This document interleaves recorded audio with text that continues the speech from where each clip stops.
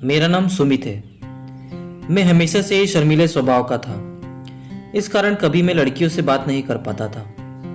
लेकिन मैं यह भी सोचता था कि मेरे लिए कोई होगी जो मेरी जिंदगी में आएगी, मेरी बात सुनेगी। मैं उसी के इंतजार में था। लेकिन आजकल दिल या मन साफ हो उससे कोई फर्क नहीं पड़ता। आप दिखते कैसे हैं या आपके पास कितना धन है, सब कुछ उस पर ही निर्भर होता है। और मेरे पास दोनों ही नहीं थे। ना ही मैं दिखने में इतना अच्छा था और ना ही मेरे पास पैसे थे। मेरा रंग साफ नहीं था। मैं एक मिडिल क्लास फैमिली से हूँ। पिताजी का स्वर्गवास तब हो गया था जब मैं 10 साल का था। मेरी बड़ी बहन और मेरी जिम्मेदारी मेरी माँ पर आ गई थी। मेरी माँ ने जैसे तैसे मुझे इस काबिल तो बना दिया कि मैं अच्छे से अपना जीवन चला सकूं। कर्ज लेकर मैंने अपनी बहन की शादी भी करवा दी। इन्हीं सब जिम्मेदारियों के चलते मेरी उम्र निकलती गई। माँ को मेरी शादी की बहुत फिक्र रहती है। बहुत जगह रिश्ते देखे लेकिन बात कुछ बनी नहीं। फिर एक दिन अचानक ही हमारे घर में एक रिश्ता आया। वो घर ही आ गए थे, हमारा घर, और मुझे देखने के बाद उनकी तरफ से हाँ थी। लड़की की तस्वीर उन्होंने दिखाई। लड़की बेहद ही खूबसूरत थी। मुझे देखते ही पसंद आ गई। लेकिन फिर मेरे मन में निराशा आ गई, क्योंकि मुझे पता था कि इतनी सुंदर लड़की मुझसे शादी को हाँ क्यों करेगी। इससे पहले भी मेरे साथ कई बार हो चुका है। इसलिए उनके जाने के बाद मैंने माँ से कहा कि हम वहाँ नहीं जाएंगे। माँ ने पूछा क्यों। मैंने कहा कि वहाँ जाकर समय खराब करने से क्या फायदा होगा, क्योंकि लड़की वैसे भी मुझे देखते ही मना कर देगी। लेकिन माँ ने कहा कि कुछ भी हो, वो हमारे यहाँ आकर अपने घर आने का निमंत्रण देकर गए हैं, हमें जाना चाहिए। माँ के कहने पर मैं वहाँ जाने को तैयार तो हो गया, लेकिन मेरे मन में कोई उत्साह नहीं था। हम उनके वहाँ पहुँच गए। हमें देखकर वो खुश हुए।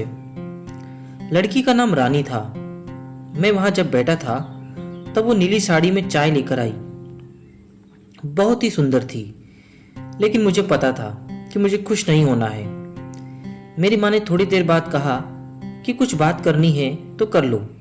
लेकिन मैंने ही उस समय मना कर दिया, क्योंकि उसे देखकर मेरा आत्मविश्वास ही चला गया।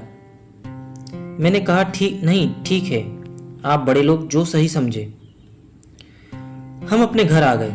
मुझे पता था कि उनकी तरफ से कोई पूछ परख नहीं होने वाली है, और मैंने उसका ख्याल भी अपने मन से निकाल दिया। लेकिन फिर कुछ ऐसा हुआ जिसकी मुझे उम्मीद ही नहीं थी। काम से जब मैं घर आया तो माँ कहती है कि उनका फोन आया था, अपना जवाब पूछ रहे थे। मुझे विश्वास नहीं हुआ। मैंने पूछा कि उनकी तरफ से हाँ है। माँ बोली कि वो तैयार हैं। अब जब ऐसा होता है तो दूसरा ख्याल यही आता है कि शायद कुछ कमी होगी, वरना मुझसे शादी को हाँ क्यों कहती। मैंने माँ से कहा कि ठीक है, उनकी हाँ है तो, पर अब मैं लड़की से बात करना चाहता हूँ। माँ ने यही बात उनसे बोली। उन्होंने कहा कि अभी हमारे घर में कुछ दिनों तक घर ठीक करने का काम चल रहा है, इसलिए आप फोन पर बात करवा दीजिए। उसका नंबर अब मेरे पास आ गया था। मैंने रात उसे फोन किया। उधर से हेलो बोला गया। पहली बार मैं किसी लड़की से बात कर रहा था, वो भी इतनी सुंदर। मैंने सबसे पहले एक ही सवाल पूछा कि आप मुझसे शादी को तैयार कैसे हो गई। वो कुछ देर चुप रही। कहा कि क्यों, आप ऐसा क्यों बोल रहे हैं। मैंने कहा कि आपके मुकाबले कहाँ टिकता हूँ मैं। वो बोली कि मेरे लिए बाहर से ज़्यादा भीतर की सुंदरता जरूरी है। मैंने कहा कि आपके और मेरे विचार तो मिलते हैं। वो बोली कि आप भी इसी बात में मानने वाले हैं। मैंने बोला हाँ। बस उस दिन से ही मैं हवा में उड़ने लगा। प्यार में कैसा होता है यह आज तक मैंने सिर्फ सुना था, लेकिन जब सच में मुझे प्यार हुआ तो मुझे पता चला कि प्यार एक अद्भुत एहसास है। मुझे सबसे ज्यादा उसकी आवाज से प्यार हो गया था। हम लोग सिर्फ शाम को ही बात किया करते थे, वो भी सिर्फ 10 बजे तक। शादी के लिए तारीख पक्की हो गई थी। शादी की तारीख पक्की हुई तब मैं बहुत खुश था। उस शाम जब मैंने फ़ोन किया तो मैंने उससे पूछा कि कैसा लग रहा है तुम्हें। उसकी तरफ से थोड़ी देर तक खामोशी रही। मैंने पूछा, क्यों तुम खुश नहीं हो? उसने कहा कि मैं तुमसे मिलना चाहती हूँ।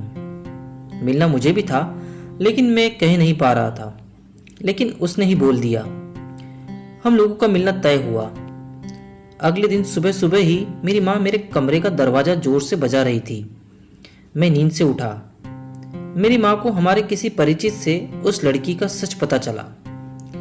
उसे सुनने के बाद मुझे पता चला कि इतनी सुंदर होने के बावजूद उसने मुझसे शादी को हाँ क्यों कहा। आखिर वो भी मेरा फायदा उठाना चाह रही थी। माँ ने उन्हें भला बुरा कहना शुरू कर दिया। उसी समय उन्होंने रिश्ता तोड़ने का मन बना लिया। मुझे आज उससे मिलना था। मैं सोच रहा था कि माँ जो कह रही है वो सच कैसे हो सकता है। मैं उससे मिलने गया। एक रेस्टोरेंट में मिलना तय हुआ था। मैं वहां जल्दी पहुंच गया। बस यही सोच रहा था कि माँ जो बोल रही है वो कैसे सच हो सकता है। कुछ देर बाद वो आई। उसके साथ में एक लड़की और थी। वो दोनों मेरे पास आकर बैठ गए। रानी के चेहरे पर एक डर था, घबराहट थी। मैंने उससे पूछा, कैसी हो? उसने सिर्फ सर हिलाया। मैंने फिर पूछा कि मुझे क्यों बुलाया था। मेरे इस सवाल के बाद जो जवाब आया उससे माँ को जो पता चला था वो सच ही निकला। जवाब रानी ने नहीं, उसकी साथ आई उस लड़की ने दिया। और आवाज वही थी जिससे मुझे प्यार हो गया था। लड़की रानी की चचेरी बहन थी। वो बोली कि हमने आपसे एक बात छिपाई है। रानी बोल नहीं सकती। रानी की जगह मैं आपसे बात करती थी। रानी मेरे साथ बैठी रहती थी। लेकिन रानी चाहती थी कि शादी के पहले आपको सच्चाई पता चल जाए जो उसके घर वालों ने छिपाई है। यह आपको पर्दे में रखना नहीं चाहती थी। अब आपका जो भी फैसला हो वो रानी को मंजूर है। सभी ने अपनी बात बता दी। माँ ने कह दिया कि शादी नहीं करेंगे।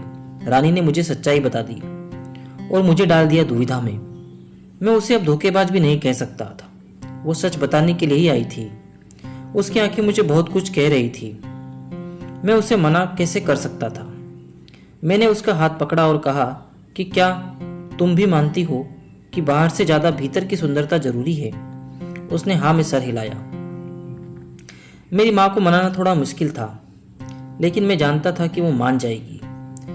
उनके घर वालों ने सच छिपाने के लिए माफी मांगी। रानी और मेरी शादी हो गई। बिना बोले भी वो बहुत कुछ बोलती है। प्यार में शब्द कहाँ जरूरी है, यह तो एहसास है।